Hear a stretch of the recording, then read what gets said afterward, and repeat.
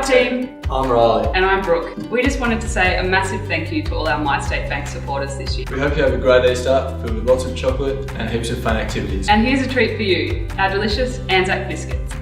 Not these ones exactly, they're for me. But even better, you get the recipe so you can make as many as you like. They're super easy to make, even Riley can make them. Just try and get a little bit more in the bowl than we did. Yep, just chuck in all the wet ingredients, then the dry ones, and you're pretty much done. Kind of, definitely read the recipe first. Enjoy by yourself, with your family, or as an Easter gift instead of traditional Easter eggs. You can package them up however you like and they make an awesome gift. Riley's gone for purple because you know why. Sometimes I like to make these a little healthier with a few tiny tweaks, which I've scribbled on the recipe for you down below. Download the recipe from the link in the comment section below and get baking. Happy Easter and see you in a few months for another great season. See you later guys.